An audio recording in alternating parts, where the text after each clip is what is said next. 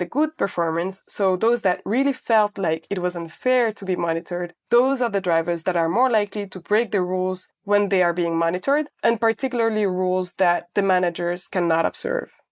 Installing the GPS device broke the trust that managers and drivers had in each other.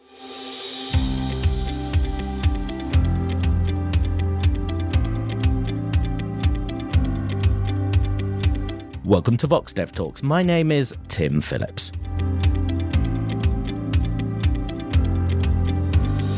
Managers often can't observe how much effort their workers are putting into a job. Technology offers a way to solve this problem by monitoring those workers automatically, and on the surface, well, this makes perfect sense. But do all workers put in more effort when they are monitored? Golvine de Rochambeau of Sciences Po has been researching what happened when Liberia's truck drivers were monitored using GPS trackers. And she joins me now. Golvine, welcome to Vox Dev Talks. Hello, Tim. Thank you for having me. Golvine, a truck driver in Liberia. I imagine that this is not an ordinary job. What's the daily experience of being a truck driver there? So typically what happens is that these drivers, they always drive the same truck, but it is not their truck. They're employees of the owner of the truck. Mm-hmm. So the way it works is that drivers are asked to transport goods from one point to another within Liberia. And often they're based in Monrovia, which is Liberia's capital. Mm-hmm. And then once they leave the capital, well, they're completely left to themselves, meaning that there is very little ways for their managers to actually monitor them. And besides, really, they don't know when they will get to their own destination. Even the managers don't know when they're going to get to their destination, because the time it takes to complete a route really varies a lot because of the weather, because of the traffic, the road condition. So no one really knows when they will arrive at their destination and when they will be back in town. And if I am that truck driver, would I have a contract with my manager? And if I have a contract, what does that contract specify? What's it paying me for? So no, typically drivers don't have written contracts with their managers. Actually, of the drivers I interview, less than half of the drivers have a written contract. Gosh. And even when they have a formal contract, it's really not easy for drivers to just go to a court of law if there is a disagreement, right? Mm-hmm. This is a context where we have relatively weak institutions. The way the contract works is that it's really an agreement based on trust between the driver and the manager. They're being paid a fixed wage and then sometimes a small bonus based on, say, the number of trips they complete, sometimes just a broad assessment of the performance of the driver. But because there is very little possibility for monitoring, this is really a contract that is based on trust, which is built over the years. They start working for their employer as helpers, and then with the years, they're promoted as drivers. So if I wanted to slack off on the job and cheat a little bit, what economists call shirking, would it be easy to get away with it? It sounds like it might be. Well, relatively, yes. Yeah. So for the example, the drivers, they can stop on the way to see their families or their friends, mm-hmm. or to transport additional goods or people to make more money on the side. So it is very easy to shirk. And in fact, in some cases, it is common knowledge that there's going to be some level of shirking on the job. And actually, most of the time, the shirking doesn't impact whether the driver is able to overall complete the task. They're still able to deliver the goods that they're transporting to the destination. But it will impact the efficiency of the firm overall. Like the driver could arrive slightly earlier if he had not shirked, or mm-hmm. if they pick up additional goods, then this may deteriorate the truck in the long term, for example. If I'm the manager, clearly no manager wants their workers to shirk. If I'm a manager in this context, I don't really know very much about what's happening along the route. So is there any way that I can prevent my drivers from shirking? Well, from my discussions with the managers, really there is no perfect way to do this. Yeah. Mainly what they did is that they relied on the things that they observe, such as the time of arrival, the state of the truck when it comes back, and other visible outputs. Mm-hmm. They also try to call the drivers to get some information about where they are located, but really this information, they cannot verify it. Actually, fun fact, I had one manager that I talked to, and he had quite an elaborate system to monitor his drivers because he knew people along the way, and these people actually called him to tell him when they saw the truck go by. Wow. But even this pretty elaborate system system did not allow him to perfectly monitor the drivers because he didn't know where the drivers were in between 2 points on the road. There is one way commonly in which managers attempt to stop their workers shirking, and that's pay for performance. Is there any way that the managers could do that? Say if you get back in this number of hours, you get paid more, for example? So they could do that, and they did to a certain extent, but the key here is that this doesn't work perfectly because there is no perfect monitoring. And so if there is no perfect monitoring, this prevents manager from enforcing performance pay. So indeed, we have theoretical models in economics that have shown that if you are in a multitasking environment, you cannot perfectly measure each task, then performance pay may not be optimal because you're pushing workers to perform well on a certain task, but this might incentivize them to perform less well on other tasks. And in fact, when I asked the drivers whether they would like to be paid based on their performance, most of the drivers said, no, I would prefer not to be paid based on my performance because that would be really unfair, meaning there are other things that affect my performance, and so they wouldn't want their pay to actually depend on that. Okay, then. Call for the economists, and the economists come and say, let's do some better monitoring. We have GPS trackers now. What does economic theory suggest might be the benefit of using this kind of monitoring with a GPS tracker? In economics, historically, we have thought that more information was always better. So in this context, this means that we tend to think that providing more information to a manager is better for him. If anything, this should allow managers to better monitor the drivers by improving the efficiency of the firm. We think that with this new information, managers may be able to incentivize workers to provide more effort.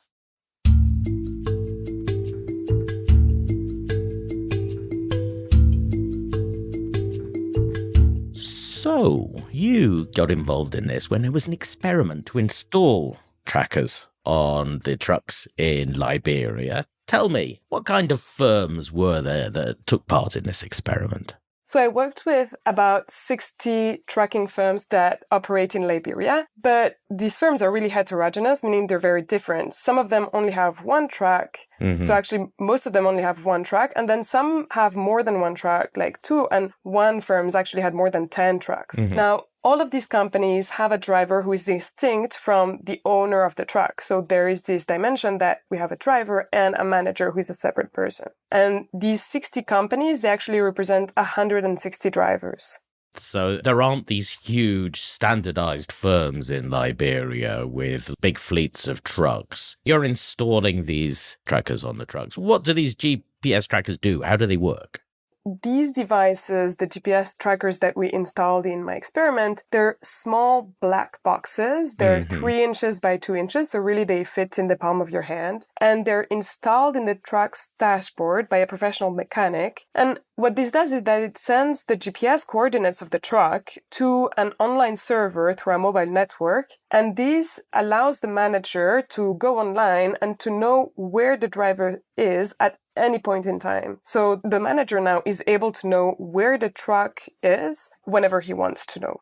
And so the managers can find out whether the drivers are stopping off, how far they've got. If they call them, they can understand whether they're telling the truth or not. Is there anything that they can't monitor that would be relevant using these trackers? Right. So using the trackers, the managers were able now to say whether the drivers were taking breaks, for example, and where their breaks were taking. So, of course, they didn't know what the drivers were doing on these breaks, but by knowing the location of the break, now they basically could determine whether these breaks were unnecessary breaks. However, there are still a lot of things that the GPS trackers did not say. For example, the managers still didn't know if the driver took good care of the truck, or if the driver was taking on additional passengers or good for transportation, which typically the manager does not allow. Nevertheless, it's a big step up in the amount of knowledge that the managers have about how their drivers are behaving. This is an experiment, so normally around this time I say, okay, so there's treatment and control groups. Did you have this? Were the treatment and control groups randomly assigned then?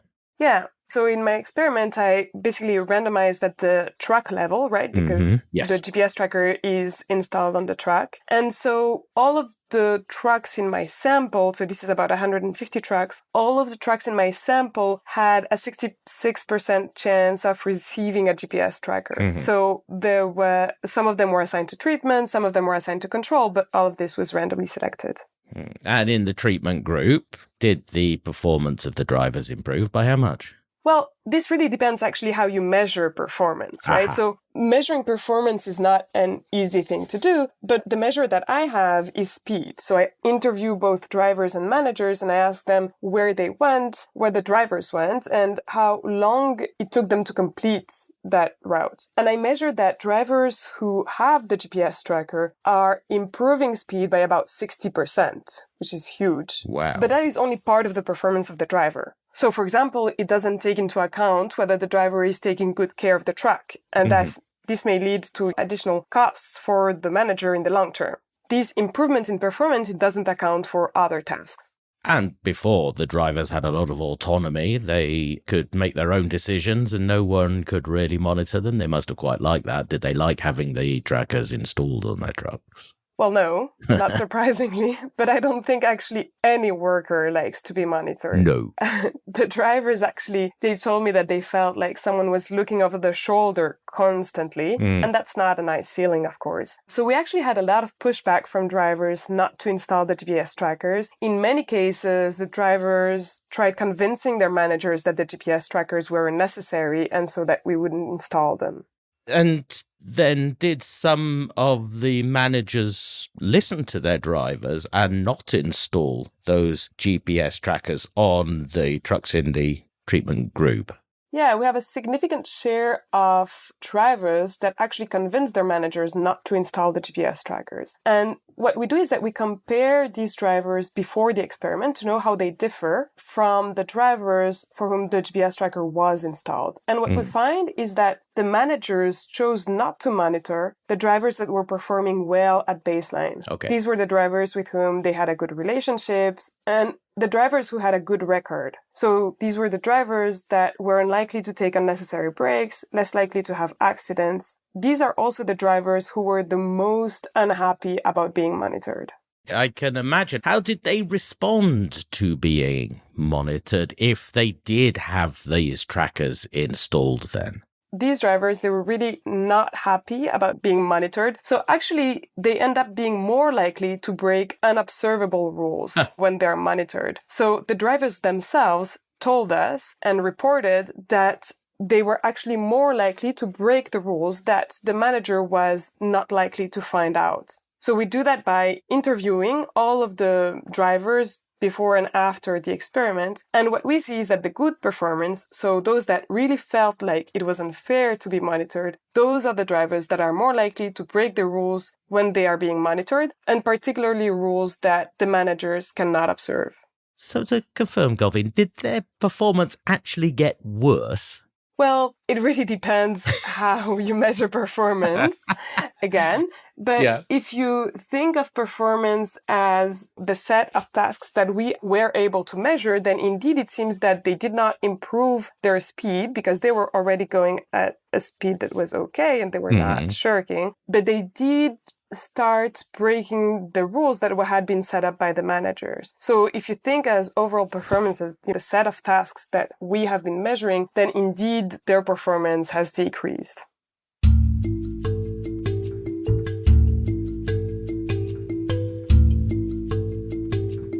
So this is fascinating as a window into what really happens in the world when we try to install this monitoring technology. Golvine, you said you interviewed the drivers. Do we understand why they started breaking rules that before they had observed?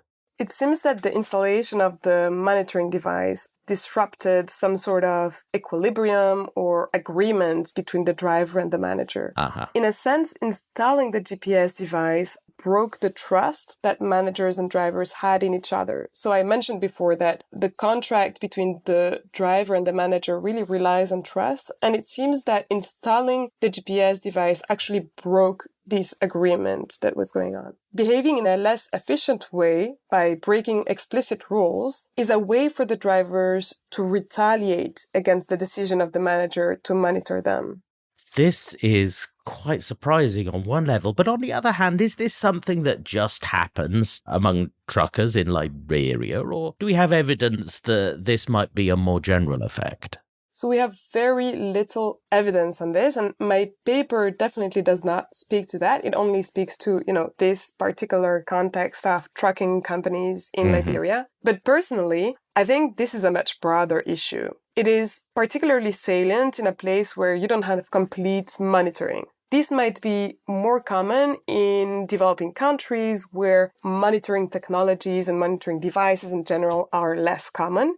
But this is also very much present in other contexts and maybe in more developed contexts. So if you think, for example, of executive jobs, these are really not easily monitored. So these are the types of jobs where workers may be able to retaliate if you introduce monitoring to them. There is an example of a newspaper office in the UK where my colleagues were monitored at their desks, and I get the feeling that this did create that sort of behavior among them. So I'm absolutely. not surprised. Yes. I'm happy to see that there's new evidence, and no, I'm not surprised.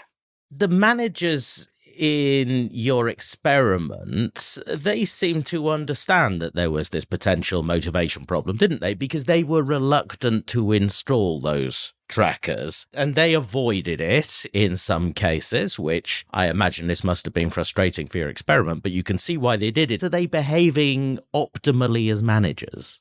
So it's hard to really measure optimality because, again, here we're not sure we're capturing all of the tasks of the drivers and all of the performance measure and the efficiency of the firm. But indeed, so in our case, managers decided not to monitor some of the best performing drivers. And we see, that some of the good performing drivers who were actually monitored, they retaliated. So for the managers, there seems to be a trade-off between learning new information through monitoring and avoiding the retaliation of good drivers.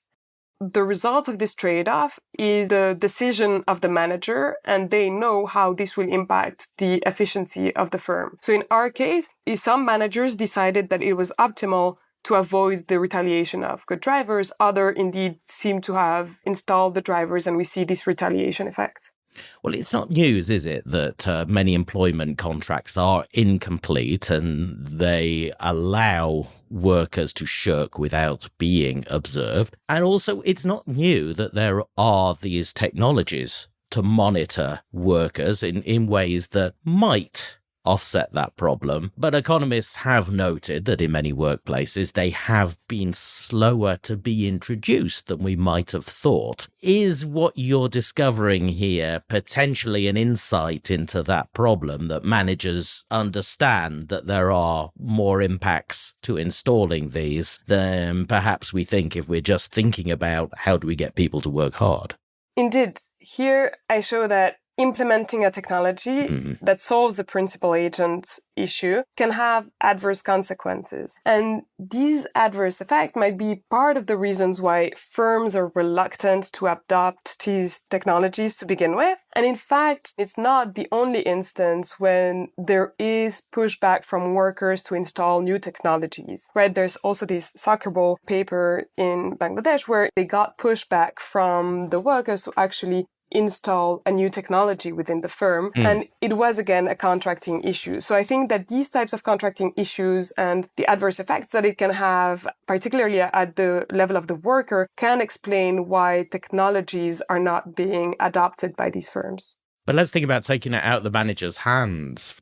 For truckers who work in many advanced economies, there is monitoring in their cab, and that's in there for safety reasons, to make sure that they don't work too long or drive too fast. And that's a legal requirement. The government is effectively putting that monitoring in their cabs. Does that have a different impact if the government does it, it's done because it's the law, compared to if managers are doing it, we're doing it because we want you to work harder?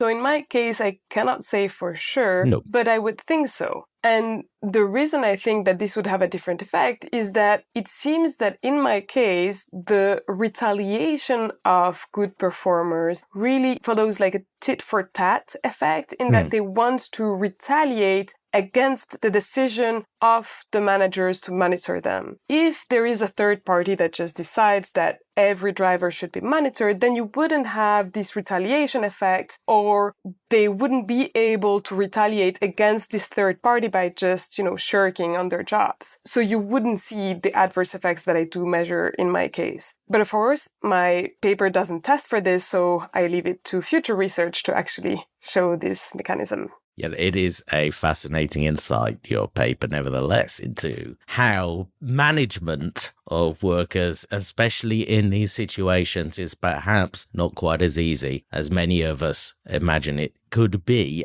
Also, these monitoring technologies are not the magic solution to some of these problems.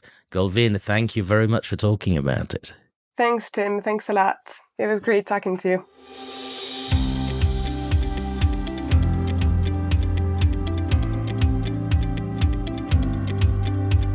The paper is called Monitoring and Intrinsic Motivation, Evidence from Liberia's Trucking Firms, and the author, of course, Golvine de Rochambeau. There are several versions of this around, so if you want the most up-to-date one, I recommend that you go to golvine.com and you'll find it there. This has been a Vox Dev Talk. The best way to make sure you don't miss an episode is to subscribe. Wherever you get your podcasts, you'll find us there. And our past episodes, as always, are at voxdev.org, where we also have articles about the papers we feature.